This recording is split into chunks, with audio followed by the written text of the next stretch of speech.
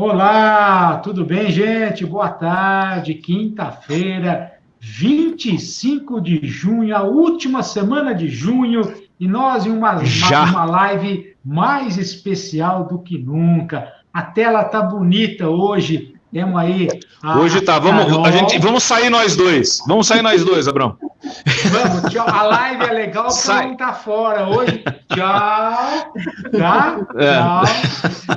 Com a gente, a Mayara Fuentes, interpretando tudo em Libras. Embaixo tá lá a querida Tabata Conte, a mãe do Francisco. Do outro lado, a Carolina Guinarra, lá da Talento Incluir. Gente, que alegria imensa estar com vocês por aqui. E aí, Rodrigão, hoje a live vai ser sobre a conquista da mulher com deficiência, profissionais, mães, vencedoras e guerreiras, hein, Rodrigo? É isso aí, se tem duas. Tudo bem, Abrão? Como é que tá? Tudo bem, Mayara? Queria agradecer aí a Tabata e a Carol a estar participando com a gente nessa live aqui. Se tem duas mulheres com deficiência e que são guerreiras e são vencedoras, são essas duas que estão aí com a gente hoje, que estão aqui com a gente, que é a Tabata e a Carol, que a gente já se conhece há um tempão. A gente estava falando isso agora antes de entrar no ar aqui, que eu lembro da Carol bem novinha, com 18, 19 anos, a Tabata também, hoje elas estão com 22, né? Mas quanto tempo de Talento Incluir? 16 anos, é isso? Não, a Talento mesmo, a gente abriu em 2008, né? São 12 anos. Mas antes a gente já trabalhava com inclusão, então, da nossa carreira em inclusão, a gente já pode falar de 15 anos, mas a Talento mesmo desde 2008.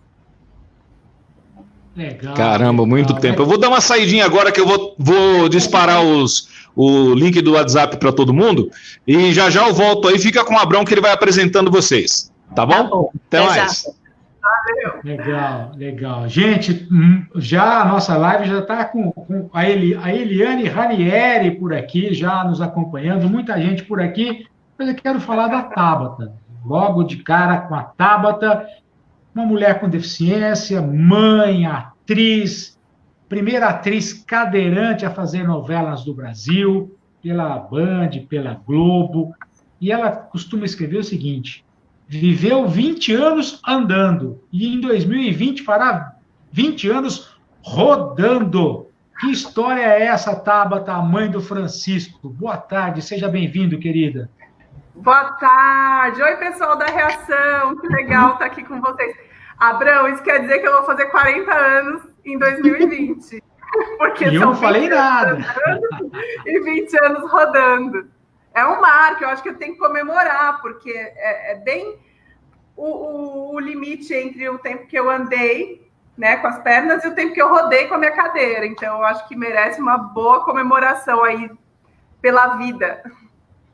É isso aí. A Tabata, ela tem, ou talvez hoje, um dos maiores grupos de pessoas com deficiência nas redes sociais. Ela tem um grupo gigante de pessoas que se reúnem aí 2 vezes por semana, bomba, jogou um ponto e vírgula lá, isso bomba pelo Brasil todo, daqui a pouco a gente vai falar sobre isso. Combinado, Tabata? Tá bom. Tá bom. E eu quero falar com uma das principais mulheres do Brasil de 2020, de 2018, que vem vencendo ano sobre ano, superando obstáculos. Um acidente de moto não fez com que essa guerreira parasse. Ao contrário, ela encontrou a garra, encontrou a clara, e daí para frente foi para cima e está mostrando para o mundo como é que se trabalha com essa reinserção, com essa inclusão. Carolina Guinarra, carinhosamente Carol, boa tarde, seja bem-vinda e parabéns pelo exemplo, pela indicação de ser uma das principais mulheres do Brasil pela revista Forbes. Você é merecedora disso. Para mim, a principal mulher do Brasil, não é entre as 20, coloca ainda não. A principal mulher do Brasil em relação a esse trabalho que você faz. Parabéns, viu, Carol? Obrigada, né? Obrigada, viu, pelo espaço, por convidar a gente aqui para compartilhar a nossa história. Agradecer você, o Rodrigo, Maíra, por estar aqui fazendo a voz para as pessoas surdas, né? A Eli Ranieri, que entrou aí, foi a primeira a comentar. Eli, um beijo, ela trabalha com a gente hoje, é um prazer ter a Eli na equipe. E, assim, eu aceito esse título de vencedora de algumas batalhas, porque a gente não venceu todas, não. Tem umas que nos venceram, né, Taba? Exatamente.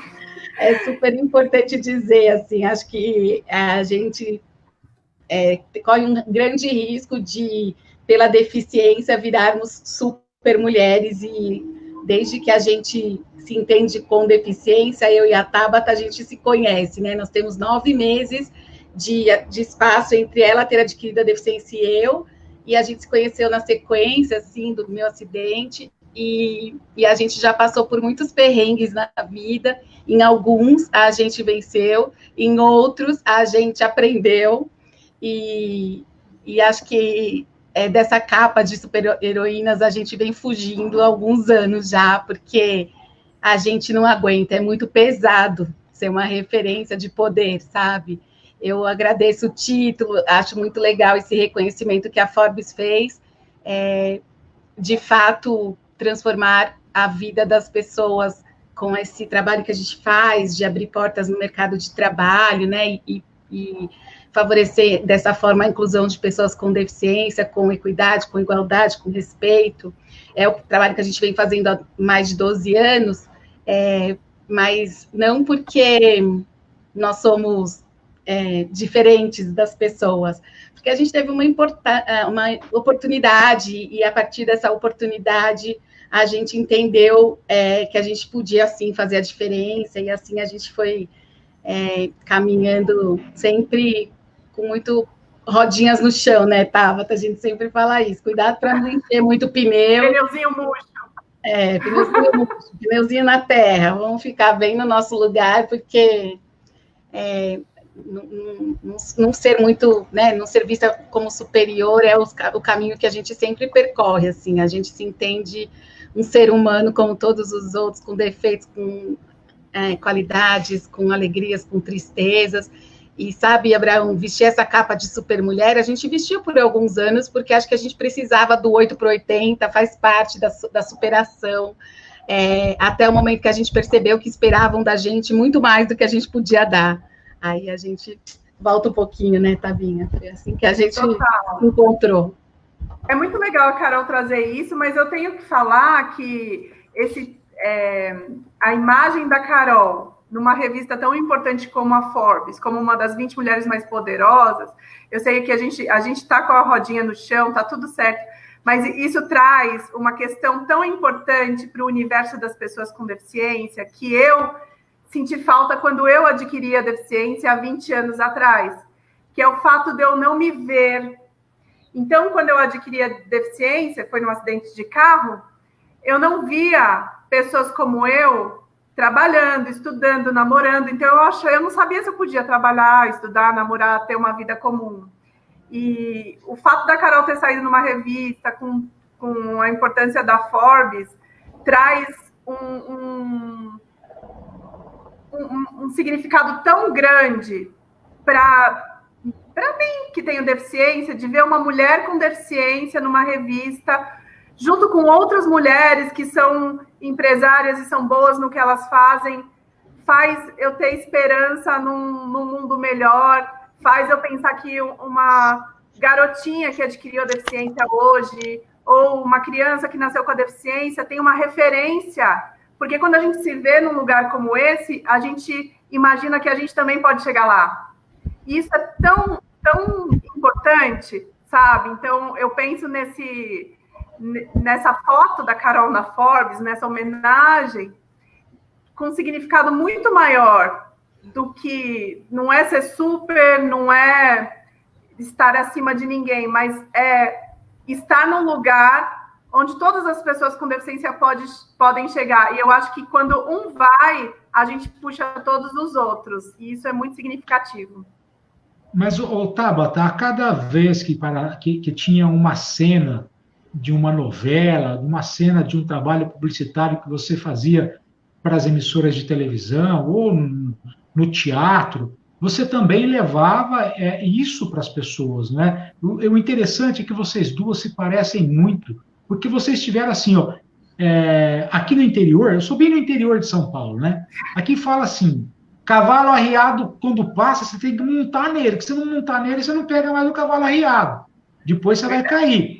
Vocês tiveram uma chance, e essa chance que vocês tiveram, vocês se agarraram a elas, e cada uma da sua maneira conseguiu fazer com que, nesse trajeto, vocês levassem bons exemplos e os exemplos de superação. A Carol, né, com a Talento Incluir, você nos palcos, você, junto com a Carol, nesse processo todo, vocês duas criaram esta união, e uma união que, mesmo que com atropelos, mas as superações foram muito maiores, não é? Você também, pelo seu trabalho, também fez isso, Tabata, juntas, vocês conquistaram esse momento que nós vivemos hoje, que nós falamos hoje sobre a conquista da mulher com deficiência, traduzindo em vocês duas essa conquista. Aí a gente vê mulheres com deficiência hoje que adquirem a deficiência se reabilitando muito mais rápido, e a gente... Voltei. Oi, Rodrigo, que bom que você voltou. Oi, voltei. Desculpa aí, gente. Desculpa a minha ausência. Voltei, mas eu estava ouvindo aqui. A gente achava, a Carol que fala isso, que a gente era o suprassumo, não coisa de velho, né? O suprassumo da reabilitação, porque a gente começou a fazer coisas muito rápido, e a galera da geração antiga falava isso, nossa, mas vocês já estão fazendo e acontecendo, mas hoje é muito, infinitamente mais rápido, porque todo mundo tem um celularzinho na mão, acessa a internet, está conversando com outra pessoa que também passou pela mesma coisa, e já descobre que pode dirigir, já descobre que pode trabalhar, já descobre que pode maternar, que pode ter uma vida como outra pessoa qualquer. E na nossa época, 20 anos atrás, quando eu e Carol adquirimos a deficiência, eu não acidente de carro, ela não acidente de moto, a gente tinha uma outra, porque a gente não tinha um acesso tão fácil à internet. A informação, né? Faltava informação, né? Eu lembro que quando a gente começou com a revista 23 anos, também não tinha nada, né? Não tinha absolutamente nada. Quando a gente começou a Reatec em 2002, também já tinha acontecido em 97 uma feira chamada... oh, meu Deus, foi até a REA, né? REA 97, que foi a primeira feira desse setor. Aconteceu em 97 no Center Norte. Vocês chegaram aí ou não é do tempo de vocês? Nem era cadeirante em 97. Nem era. Tá vendo aí, olha? Tá vendo? E eu já estava nisso, eu sou velhinho também. E foi ali que nasceu a revista Reação. Depois veio uma outra feira chamada Integrare, e aí eu montei a Reatec em 2002. Porque essas outras duas feiras acabaram deixando de existir e a gente montou a Reatec em 2002. E aí eu já lembro de vocês. Já lembro da Tabata, acho que já estava na Reatec em 2002, não estava? 2003, acho que foi a primeira reta. 2003? 2002, acho que a gente foi passear, né, Carol? Acho que sim. E foi interessante, Rodrigo, que nessa primeira, na 2003, eu e a Tabata, a gente foi convidada pelo Paulinho, lá na época era Toque Leve, para fazer... Toque Leve, né? Para fazer... ficar no stand recebendo, né, os clientes para ele. Isso. E antes disso, no ano anterior, que a Reatec tinha rolado, as recepcionistas todas, que eram mulheres, mas sem deficiência, né? E aí o Paulinho botou nós duas lá. Aí o povo chegava para ele e falava, ô, Paulinho, você tá jogando baixo, pegou menina sem deficiência para sentar na cadeira. Agora você apelou, colocou as modelos sentadas na cadeira. Era isso que ele ouvia. Eu ouvia isso. Aí, no fim só fiz a primeira, né? Depois dessa parte de comercial, eu fui seguindo na minha área, que eu fiz educação física e voltei a trabalhar muito rápido. Aí acabou que as outras eu não fiz de novo, Reatex, mas aí a Tabata seguiu fazendo todo ano e foi bem inovador. Foi depois, momento, né? Foi depois para a Cavenag também, né? Parece que você trabalhou na Cavenag, não foi, Tabata? Rodrigo, eu atendi tanta gente na Reatec. Aliás, eu quero falar que a revista Reação e a Reatec fazem parte dessa trajetória, assim, da gente. porque que legal. Numa época que não tinha informação tão rápida, né? Era a revista que trazia essa informação para a gente. E os encontros nas Reatecs eram muito esperados, muito aguardados, porque era a única possibilidade que a gente tinha de fazer um test drive. De se ver, né? De conversar também, né? E também se encontrar, né? De todo mundo se encontrar. De ver novidades. Era bem legal. Isso que a Carol trouxe é muito verdade, assim, porque depois, durante muitos anos, eu segui na Reatec junto com a Kavenag, depois junto com a Mobility e com parceria com outras marcas, levando meninas... Por isso que começou o meu grupo no Facebook, que eu fui juntando pessoas, porque eu precisava... As pessoas começavam a me ligar, como eu era a única que fazia a recepção. Indica alguém. E eu falei assim, gente, mas isso aqui é um trabalho, eu estou gastando um tempo de telefone, vou começar a cobrar por isso, né? Exatamente. Trabalhei com isso um tempo, indicando meninas e meninos com deficiência para estarem nos estandes. Como para mim e para a Carol foi uma porta de entrada de trabalho, quando a gente se viu trabalhando de novo e ganhando dinheiro, sendo reconhecida por estar atuando, né, no mercado de trabalho, mesmo que por 4 dias, que eram os 4 dias de feira. Foi um pontapé inicial para a volta ao trabalho para mim e foi um pontapé inicial para muita gente com deficiência que eu conheço. Então, foi. Eu acho que naquela época que a gente começou na Reatec, ela foi um marco, eu acho. Hoje eu não sou mais dono da Reatec, posso até dizer isso, mas ela foi um marco, eu acho que muitas coisas no universo da pessoa com deficiência você pode marcar por antes e depois da Reatec, né? Eu falo que é a RDR, né? Porque antes da Reatec era de um jeito, depois da Reatec se transformou de uma outra forma, até pela visibilidade que a Reatec começou a dar todo ano para todas as pessoas com deficiência e para o mercado, né? Começou a mostrar para o mercado que a pessoa com deficiência era consumidora, né? E que tem que ser tratado como consumidor, tem que ser respeitado como consumidor, que tem potencial de compra e principalmente que a pessoa com deficiência tem vida e é alegre, é feliz, né? Porque eu lembro quando a gente começou com a revista, e depois quando eu comecei com a Reatec, era muito comum a gente ouvir, mas deve ser vou na Reatec nada, deve ser uma feira triste, todo mundo na cadeira de roda, todo mundo cego, todo mundo surdo. Por que triste? Né? Não tem tristeza, muito pelo contrário. E as pessoas que iam na Reatec pela primeira vez, era música para todo lado o tempo todo, cada estande era uma festa, né? Nas primeiras Reatecs, né? Então isso era muito gostoso. Por isso que todo mundo esperava para que a Reatec acontecesse. E a Carol eu conhecia, a gente estava falando aqui também fora, antes de entrar no ar, na Guido Simplex ainda, trabalhando como na sede da Guido Simplex, na Vila Leopoldina, aqui em São Paulo também, né? Então você vê como a gente é velho, hein? A gente não, eu, né? Vocês não, só eu. A gente está falando um papo de na minha época, naquela época, eu estou me achando muito... Exato. Tiazinha... A época é agora. Exato, é isso aí. A época é agora. Eu tô super velha. Vamos falar, então, falando em época agora, vamos voltar um pouquinho lá, falar de outra pessoa. Quando que foi aquela novela que você fez, Tabata? Conta um pouquinho pra gente, como é que você chegou naquela novela da Globo lá, como atriz? Você já fazia a oficina dos Menestréis na época ou não? Já, não, eu comecei a fazer oficina dos Menestréis em 2003, junto com a Carol. Minha vida e a vida da Carol, elas estão muito interligadas em muitas atividades. E a gente começou a fazer juntas e eu gostei muito, então eu fui fazer teatro em outros lugares. Eu fiz musical para teatro no Senac, fiz escola de atores do Wolf Maia. E eu tinha dado uma entrevista para o Jairo Marques, da Folha de São Paulo. Grande Jairo. Pois é, e foi muito bacana. Um abração para ele. Beijo, Jairo. Foi uma matéria muito bacana, muito bacanuda, como ele diz. E eu dizia nessa matéria que eu tinha um pouco de preguiça de assistir as novelas quando tinham pessoas com deficiência que voltavam a andar, ou a enxergar, ou a escutar milagrosamente. E nunca eram pessoas com deficiência de verdade, os atores, né? Mas isso nem me incomodava tanto naquele momento. Me incomodava o voltar a andar milagrosamente. Um milagre, né? A possibilidade de felicidade de uma pessoa com deficiência fosse... Ou o vilão, né?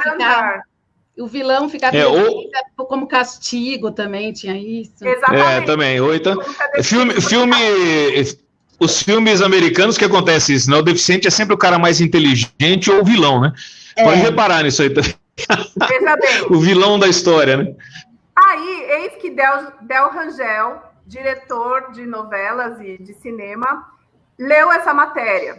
E aí o Jairo falava que eu estudava na escola de atores do Wolf Maia. Ele ligou lá na escola de atores, pediu meu telefone e ligou para mim. Então, um belo dia eu atendo o celular, era o Del Rangel. Eu achei que era pegadinha. Aí ele me chamou para conversar, eu fui trocar uma ideia com ele, e o que mais me deixou interessada foi que ele me tratou de uma forma comum. Ele não me tratou nem como uma super mulher e nem como coitada por eu ter deficiência. E ele abriu um espaço muito importante, assim, numa novela que já estava em andamento, que chamava Água na Boca, em 2008. Então, ele pediu para o autor escrever uma personagem, escreveu 10 capítulos e eu cumpri essa missão. Foram exatamente 10 capítulos gravados para a Band em 2008. E essa foi minha estreia na televisão. Só depois, em 2010... Que legal. Em novela, né? E aí, em 2010, eu fiz uma pequena participação, bem pequena, foram minutos, numa novela da Globo chamada Viver a Vida. Foi uma participação bem menor do que na Água na Boca, em 2008. Mas olha só, veja, a gente está falando de 10 anos atrás, 12 anos atrás. 12 anos. O mercado de trabalho para as pessoas com deficiência, esse nosso trabalho aqui na Talento Incluir, falar de mercado de trabalho, é o que eu e a Carol fazemos hoje da vida, assim. O mercado de trabalho nunca foi fácil para as pessoas com deficiência.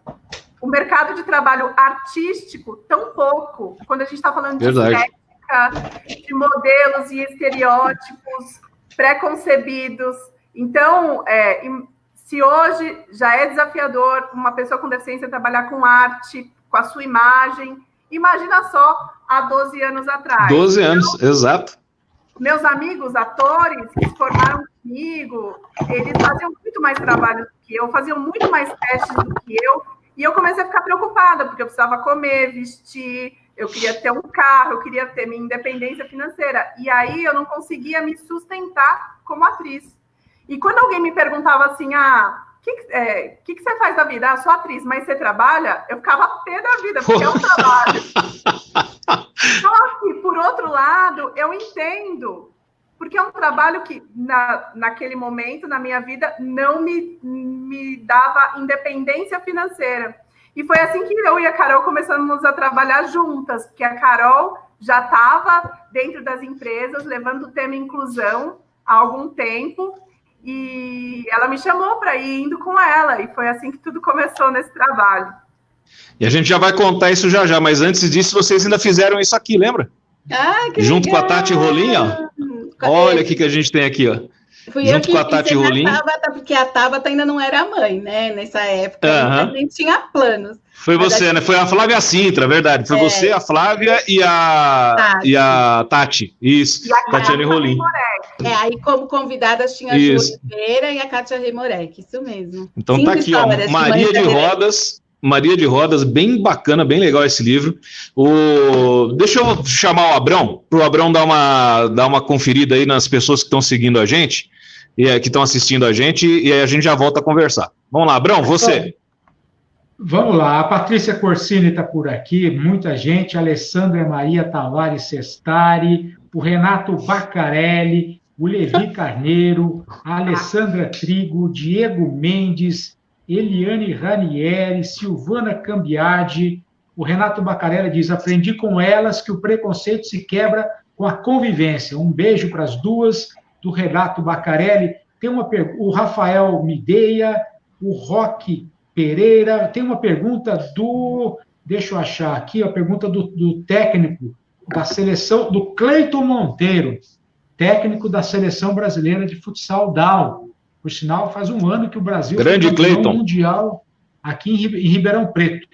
O Cleiton Monteiro escreve, parabéns, hoje melhorou bastante, mas ainda falta mais informações ou caminhos para que essas informações possam chegar à sociedade de uma maneira global. Vocês concordam com isso? E qual seria o caminho para facilitar essas informações? É a pergunta do grande Cleiton Monteiro. Parabéns ao Cleiton e a todos os meninos do Futsal Down, hein? Ai, gente, que legal. Cleiton, a gente concorda, assim, que o preconceito, ele é resultado da não informação, né? Toda vez que existe preconceito, vamos levar ao pé da letra. É um pré-conceito, quando a gente tem uma opinião sem suficiente conhecimento. Então, não ter informação é o que dificulta muito a inclusão e que forma as barreiras todas que a gente tem que, todos os dias, né, superar. Agora, assim, de todos os lados a gente pode falar de quebras, de caminhos, né? Então, muitas vezes a gente espera que a sociedade que não convive com pessoas com deficiência, as pessoas que não têm gente com deficiência na família, que elas se sensibilizem, mas de graça elas não vão sensibilizar, né? Então, nós com deficiência temos muita responsabilidade para ajudar nessas quebras, né? Uma das coisas que a gente percebeu logo de cara, que quanto mais a gente fala sobre a nossa dificuldade, sobre a nossa deficiência com tranquilidade, com naturalidade, e sobre as limitações que são recorrentes da deficiência, quanto mais a gente fala, mais respeitada a gente é. Então, a gente percebeu isso como pessoas com deficiência, assim. Então, em tudo na vida, quando a gente, sei lá, namorou, e aí meu marido hoje, quando eu namorava, nem namorava, ele era só meu amigo, ele já sabia que eu fazia xixi usando sonda. Então, são detalhes da vida da gente que parece íntimo e que muitas pessoas entendem que vão se diminuir se falarem que precisam de sonda ou que precisam usar fralda. No meu caso, eu uso fraldinha todo dia. E para mim isso nunca foi um tabu. Eu nunca me senti menos mulher por isso, menos sensual, menos bonita. Eu sempre fui muito... Eu e a Tabata, a gente sempre foi muito segura da gente enquanto pessoa.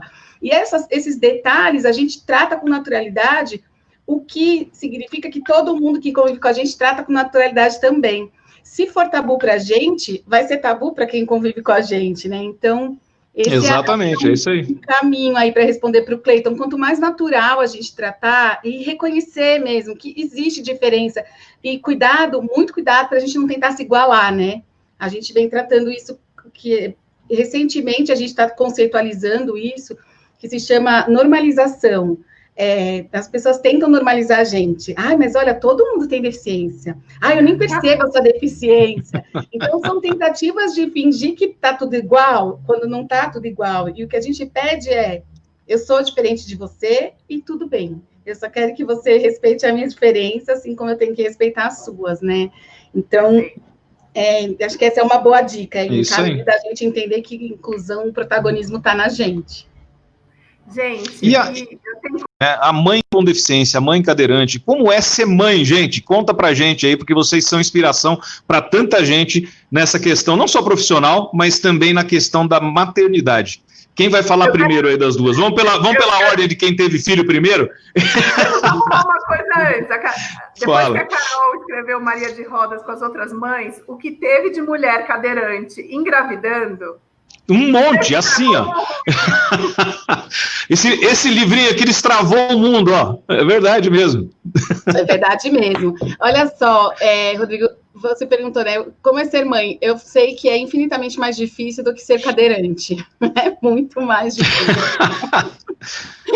No meu ponto de vista, assim, né? Na forma que chegou na minha vida, é bem diferente. Assim, a Tabata sabe disso, assim, ser mãe para mim era uma certeza na vida. Eu nunca questionei se eu seria mãe ou não. Para mim era certo que eu seria. Quando eu tinha 15 anos, e foi antes do acidente, eu tive um problema na parte mesmo da menstrual, tudo, e eu tive risco de precisar tirar o útero, e a gente, na minha família, brigamos por isso, assim, fomos atrás de tratamento para que isso não acontecesse de tão legítimo que era o meu desejo de maternidade, sabe? Então, eu já tinha superado aí essa questão. Aí, quando veio a deficiência, o médico lá no Sara, me explicando que é uma lesão medular, e eu falava, pula, doutor, me explica se eu posso ser mãe, eu só quero saber se eu posso ser mãe.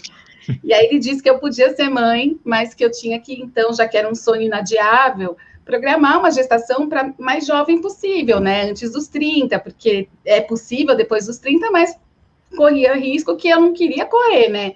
Aí ele falou assim, então é bom você adiantar. Eu falei, beleza, doutora, eu vou ter filho com 25. Eu tinha 22. Aí ele disse, menina, você tem namorado? Eu falei, não tenho, doutor, mas vai dar certo.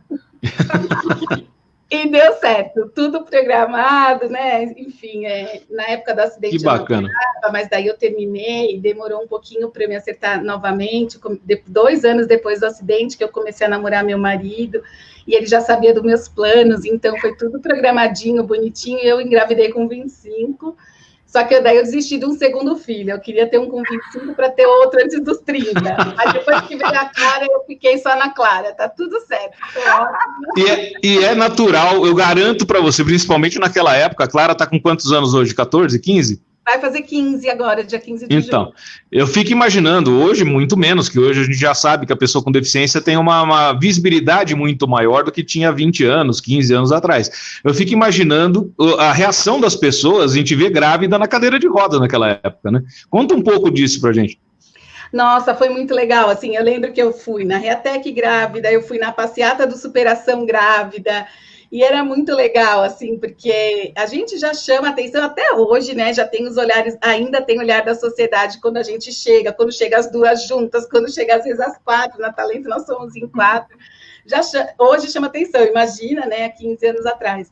E era interessante mesmo, as pessoas olhavam, assim, né? Uma vez uma moça que conhecia meu marido desde a época da escola, conheceu ele adolescente, viu a gente no shopping, ele estava me empurrando, eu estava grávida. Ela falou assim, nossa, o Luiz tomou jeito, está até fazendo uma boa ação, achou que ele estava me ajudando, fazendo um favor. Isso quando você não ouve, isso quando você não ouve, quando alguém te vê com um filho e diz assim, né? Nossa, mas seu filho é normal? Não, depois das 6 horas ele voa, né? E outra coisa também de adoção, assim, eu passei por algumas situações que as pessoas, tipo, deram a entender que achavam que minha filha era adotada, né? Nossa, adotada e tão parecida com você, né? Eu acho ela parecida, mas enfim, as pessoas achavam que ela era adotada. E você, Tabata, como é que foi? Rodrigo? Eu acho que foi um lance meio que, a partir do momento que aconteceu comigo, foi um momento que a internet também chegou, então o assunto acabou, né, chegando mais rapidamente. Mas antes de eu ficar cadeirante, eu conhecia 2 mulheres cadeirantes que tiveram bebês, a Célia Leão a Cleide da Fiat, que trabalhava na Fiat. Sim, a Cleide Xavier. É isso, Cleide Xavier. Só conhecia as 2, eu não conhecia mais ninguém, então eu não tinha nenhuma referência. Foi por isso que eu resolvi escrever Maria de Rodas. Já foi diferente, né, Tabinha? Já tinha as experiências. Já pegou tudo pronto, né? O seu filho está com que idade, Tabata? Francisco está com 3 anos. Olha que delícia. 4. Uma fase maravilhosa, deliciosa, com muita, muita, muita energia. A minha filha acaba bem antes da dele. Eu sou de outra geração de mães, né? A Clara fará 15 anos, então é uma geração e meia atrás da do Francisco. E sim, eu já tinha muita informação. Então, por exemplo, o médico que fez o parto do Francisco foi o mesmo médico que fez o parto da Clara. E eu escolhi por ele já ter experiência de fazer parto com uma mulher cadeirante. Então, isso é uma referência, né? Eu não fui a primeira, não fui no escuro.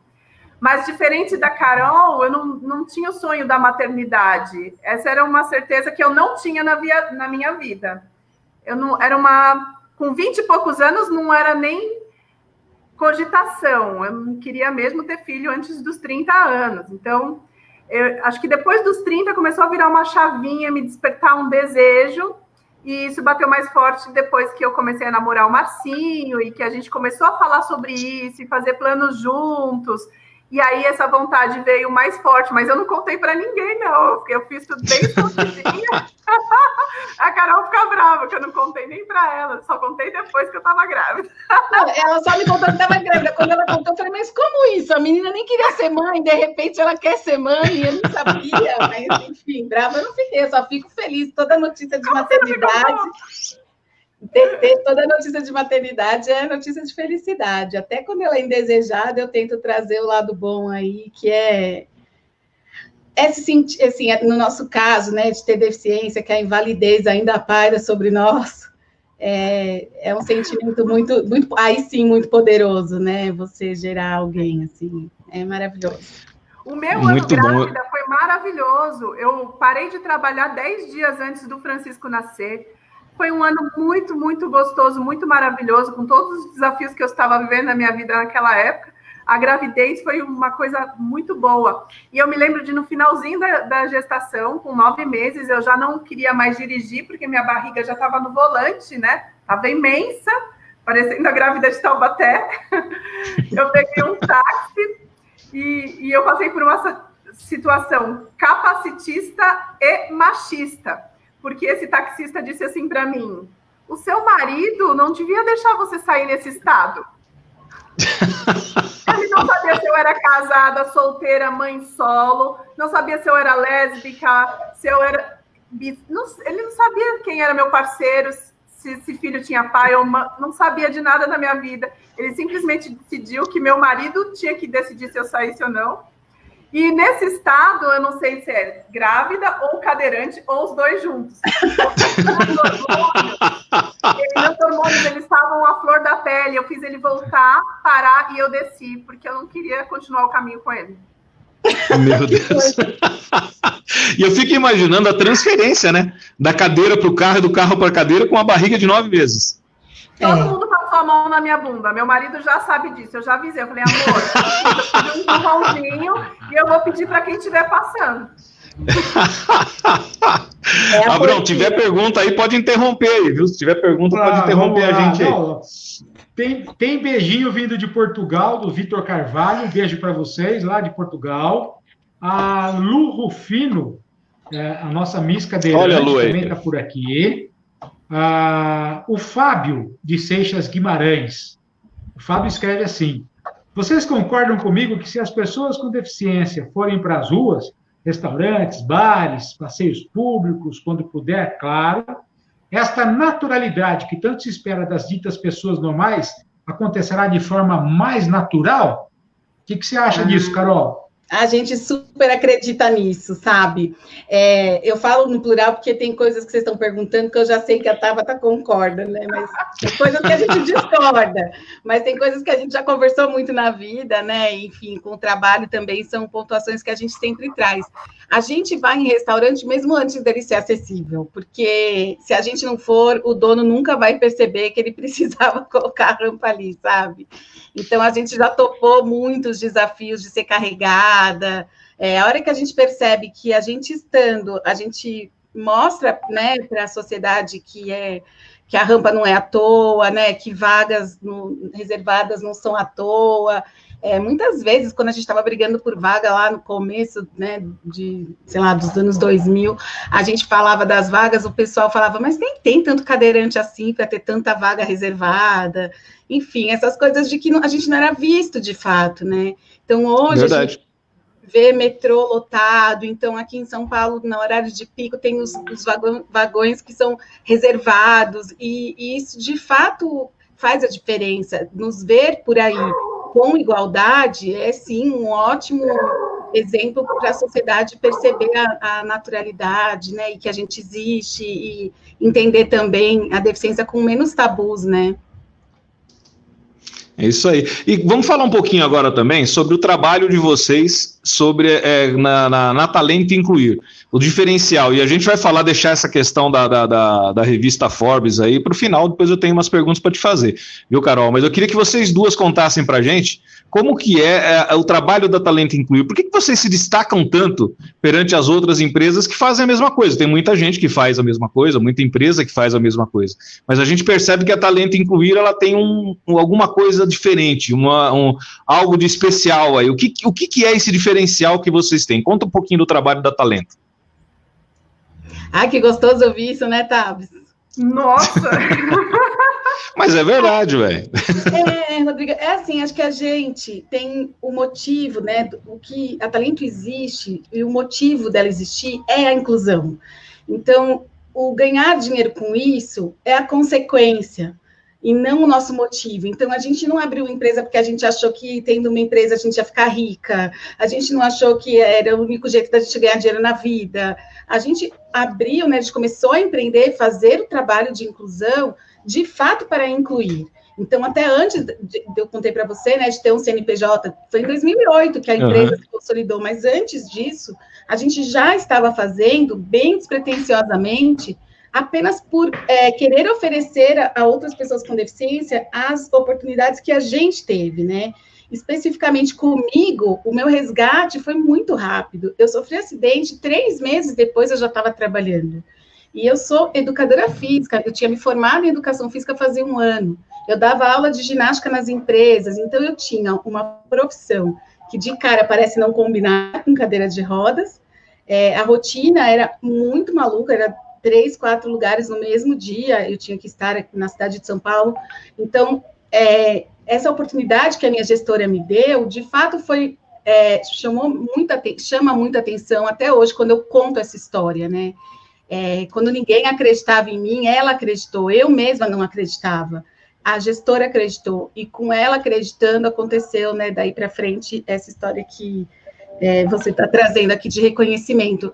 O que nos diferencia, de verdade, eu acho que é o jeito mais legítimo do mundo, assim, a gente se emociona de verdade, a gente faz a inclusão de verdade. Então, putz, outro dia eu e a Tabata fazendo a live da Talento, que a gente faz toda terça e quinta, e era a live dela, né, que ela é âncora, entrevistando eu e as outras cadeirantes da Talento, a Catinha e a Eli. E aí um rapaz entrou e deu depoimento que ele conseguiu o primeiro trabalho dele pela Talento, e que depois disso ele já tinha feito 2 faculdades, já tinha conseguido um trabalho. Que legal! Nossos olhos enchem de lágrimas na hora, de verdade, sabe? Então, assim, não é demagogia, não é discurso, não é hipocrisia.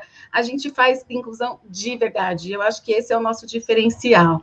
Isso ser um negócio, de fato, é a consequência, né? Então, não é o nosso motivo principal, assim, não vai existir nunca que alguém vai pedir para a gente fazer um trabalho e a gente vai falar só depois da proposta. Isso não existe, assim, para a gente, se bobear, a gente tem que ter um time indo atrás, fazendo proposta, fazendo contrato, que senão a gente vai fazendo, né, tá?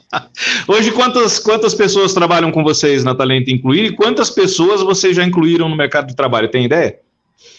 Nós somos 14 profissionais com deficiência na Talento. Antes da pandemia era um pouco mais, a gente precisou enxugar aí, não conseguimos reter todo mundo, porque os negócios diminuíram muito. Não é uma boa notícia de dar, mas eu acho que esse é um outro diferencial nosso, a gente é muito transparente, a gente não vai falar só, né, se é legal, se é bonito, enfim, tem que falar real. É lógico, né?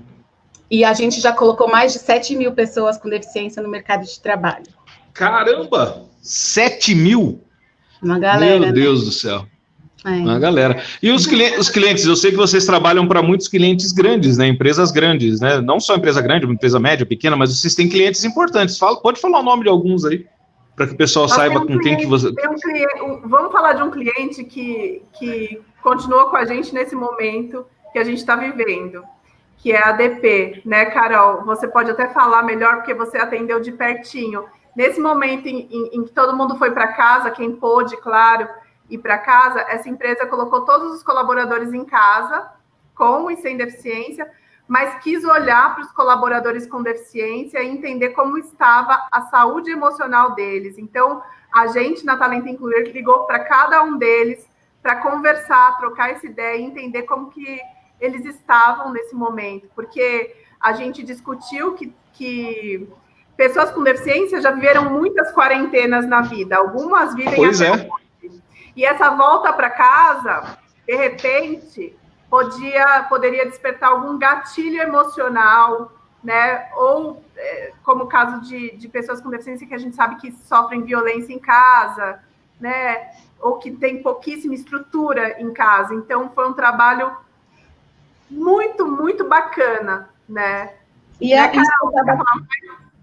isso que a Tabata falou, que foi incrível, assim, Rodrigo, quando todas as empresas pararam tudo, os contratos que estavam vigentes cancelaram, ou então adiaram, essa ADP, né, a diretora lá de RH é a Mariane Guerra, ela ligou para a gente para perguntar como que a gente estava, como que era o nosso fôlego para passar por esse momento, enquanto negócio mesmo, e como que a gente podia ajudar a ADP sendo bom para os dois lados, não, obviamente não só favorecendo a gente, né? E aí a gente chegou nesse desenho de acolhimento emocional que a Tabata contou. Então, que é importantíssimo. É importantíssimo, assim, a gente descobre, assim, é muito interessante que muitas vezes a gente acha que vai encontrar questões muito diferenciadas, que são relacionadas à deficiência, e a maior parte dos casos a gente encontrou situações similares de pessoas que não têm deficiência. Então, claro, tem um ou outro caso que se destaca. A gente descobriu uma deficiência múltipla, que a princípio era só auditiva, e a gente descobriu uma deficiência múltipla ali. Então, a gente descobriu algumas coisas interessantes relacionadas à deficiência, mas a maior parte são pessoas que moram com crianças pequenas, né? Ou é sobrinho, ou é filho, ou é neto, e por ter crianças são pessoas, né? Está passando perrengue, enfim. Isso aí.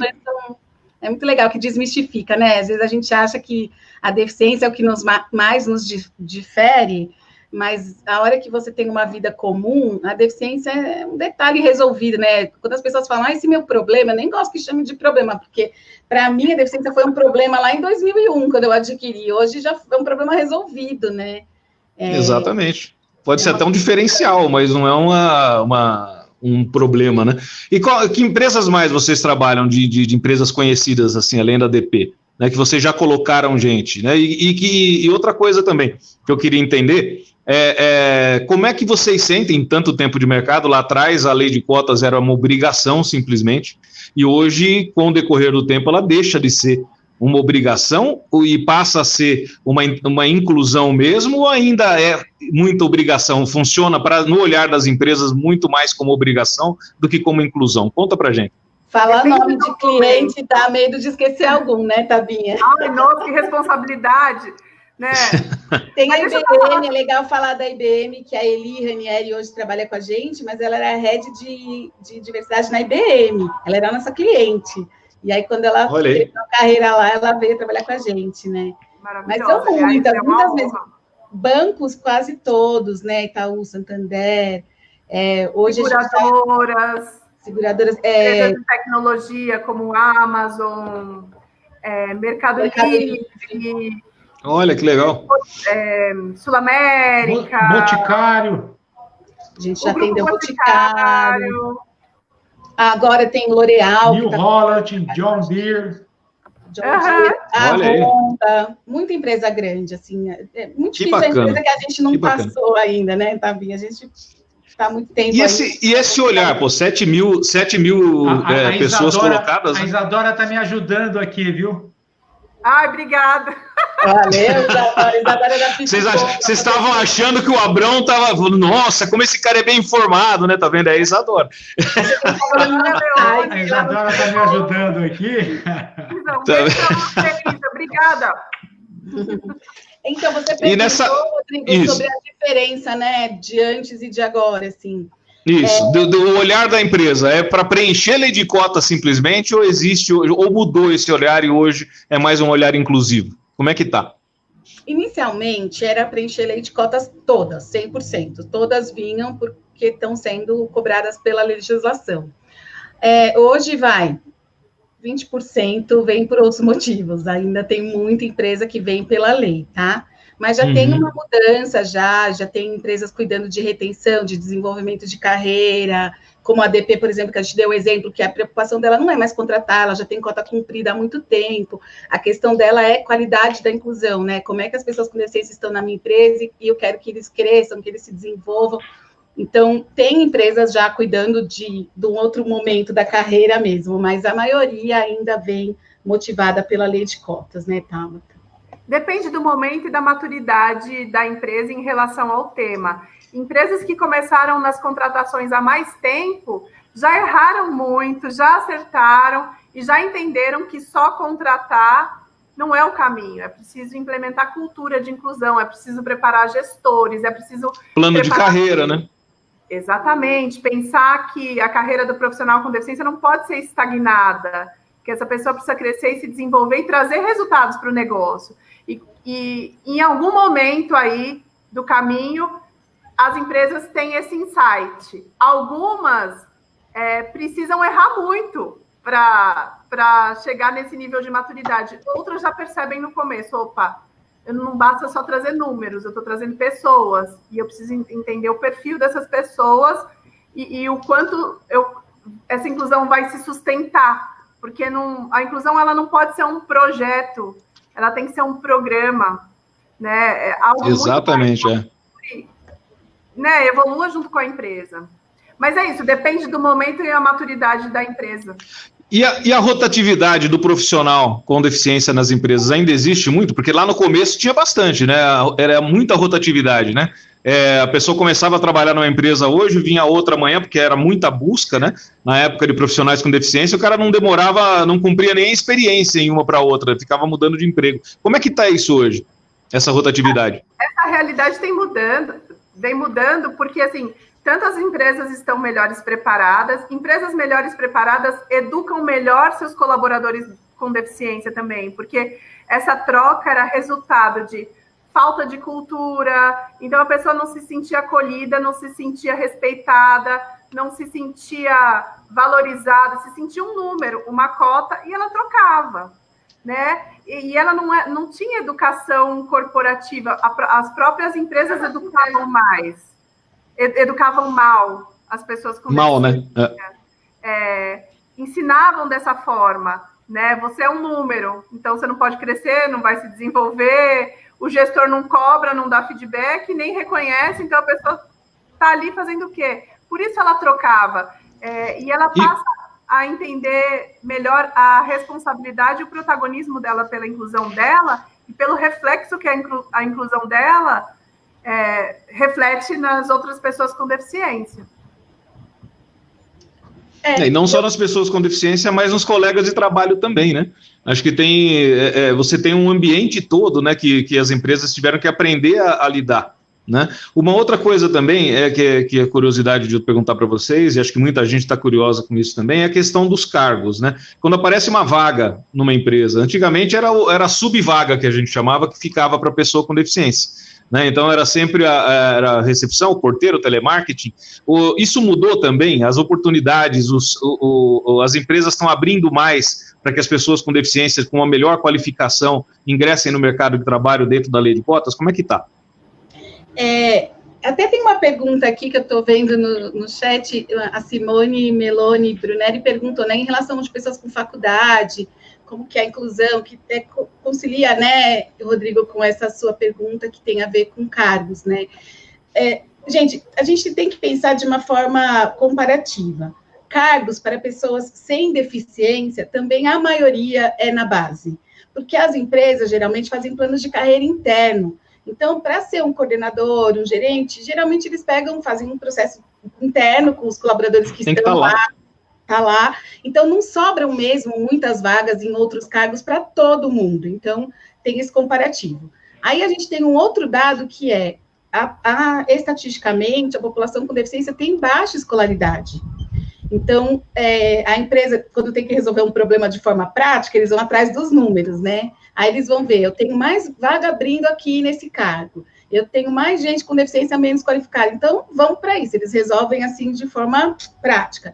Não que esteja certo, mas estou contando por que isso aconteceu. E o nosso trabalho é exatamente esse, mostrar para as empresas que existe pessoas com deficiência em todos os níveis.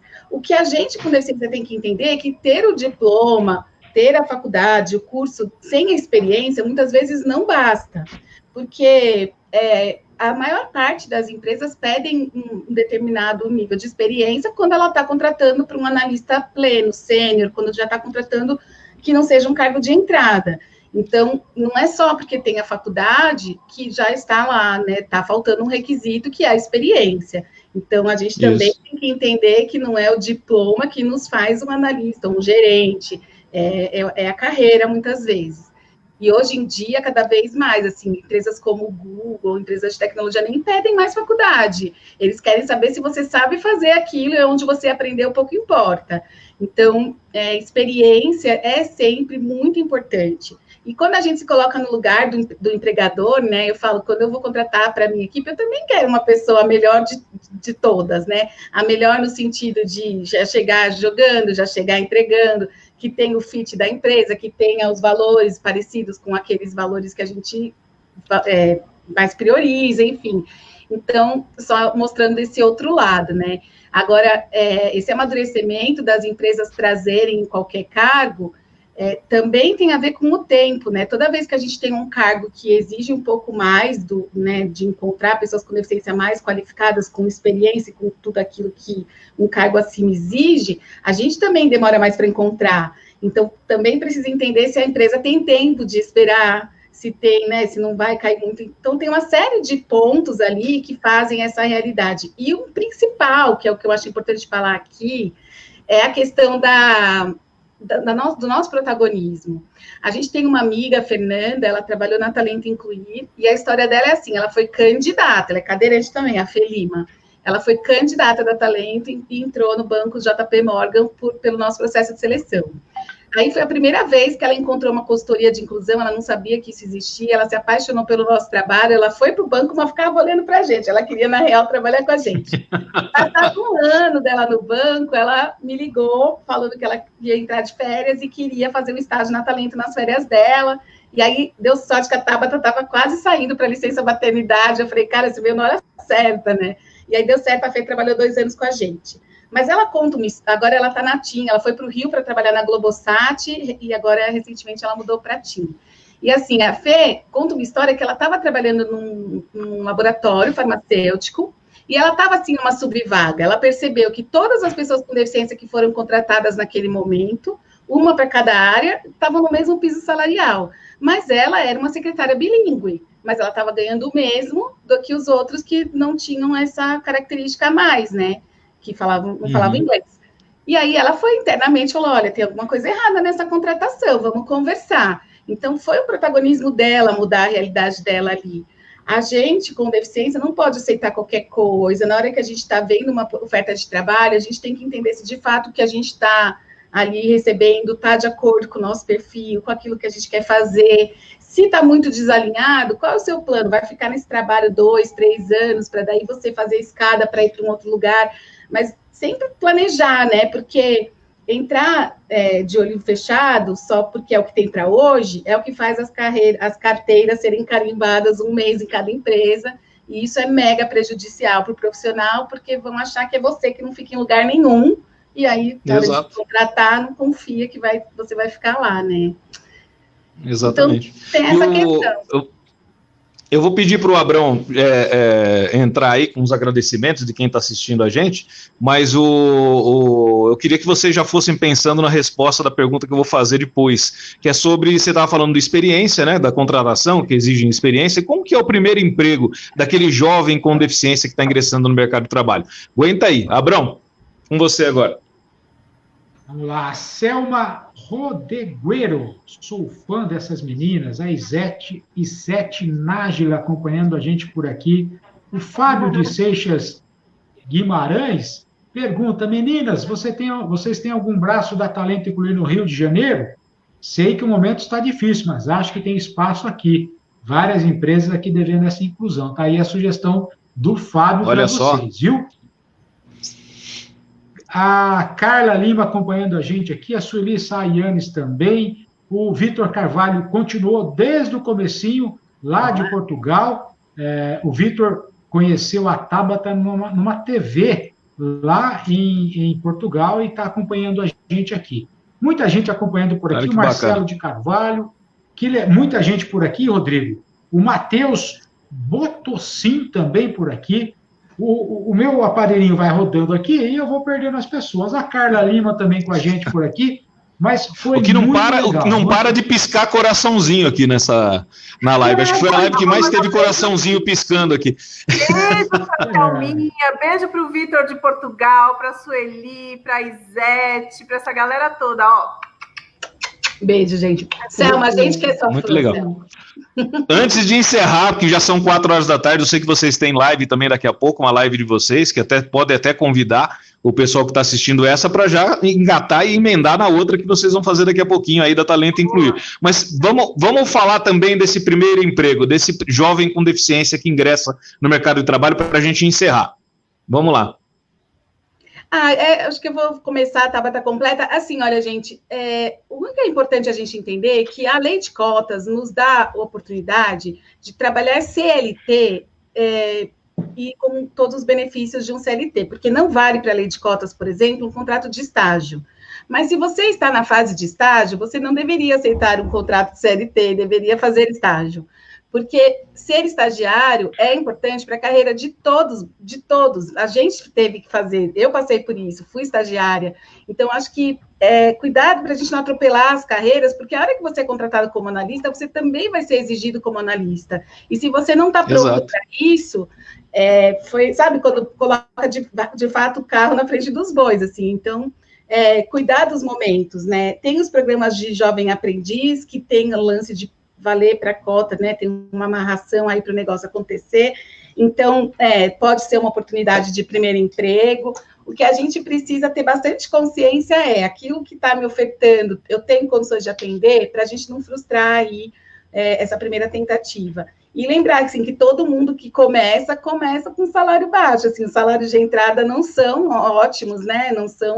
Não brilha os olhos, mas começar é necessário para todo mundo, né? Então, pensa nisso na hora que você está nesse momento de carreira e lembra que o diploma não é o que vai fazer você chegar no cargo que você almeja. De fato, é o que você entrega. É isso aí. É o seu protagonismo, né? Preste atenção no que você faz sem esforço, que é o que você é bom, mas isso não quer dizer que você não tem que se esforçar, porque tem coisas no trabalho que são legais e tem coisas que não são tão legais, e a gente tem que fazer todas, fazer aquilo que você gosta, né? Isso a gente prioriza muito, assim, faça o que você gosta, assim, se você... E sumiu o som para mim aqui. Se você tá rolando aqui. Tá rolando. Se você não está encontrando o propósito pessoal com o profissional, tem alguma coisa aí que em algum momento vai descarrilhar, não vai dar certo, assim. Importante que esteja sempre, né, fazendo algo que te faça feliz, lembrando do que a Tabata disse, não é tudo que faz a gente 100% feliz. Tem uma parte nossa aqui que a gente fala, todo mundo vê os prêmios, vê a nossa carinha aqui linda, sorrindo. YouTube da Talento Incluir, e curte a Talento Incluir, segue, se inscreve no nosso canal, porque a gente tem trazido informação toda semana, então você está querendo se recolocar, né, se atualizar com o mercado, fica ligado. E o nosso site é www.talentoincluir.com.br, e a gente também está lá no Instagram, @deficiência que a gente fala. Hoje nós vamos falar dessa interseccionalidade, porque pessoas com deficiência também podem pertencer à comunidade LGBTQIA+. Sim. Então é sobre isso que nós vamos falar hoje. E a convidada é a Adri, como eu disse. Todas as quintas, às 17, eu toco as lives com pessoas das empresas. E todas as terças, também às 17, a Tabata e a Catinha fazem um bate-bola aí. E é sempre assunto para a pessoa com deficiência. Assim, a gente traz para quem está querendo se recolocar, querendo crescer na carreira. A gente sempre leva os assuntos voltados para o profissional com deficiência. Muito legal, parabéns pelo trabalho de vocês, parabéns pela... a gente acabou nem falando da questão da Forbes, mas isso todo mundo já sabe que você... A gente falou um pouquinho, no comecinho falou um pouquinho, né? E, enfim, muito obrigado, parabéns pelo trabalho de vocês, parabéns pelas mães, mulheres e pelas conquistas que vocês proporcionam, o exemplo que vocês são aí para muita gente, o exemplo para todos nós, viu? Obrigado aí, meninas, por terem participado com a gente. Tá? Obrigada. Beijo. Tchau. Tchau, Mayara. Tchau, Abrão. Tchau, Marcos. Tchau. Até a próxima. Tchau.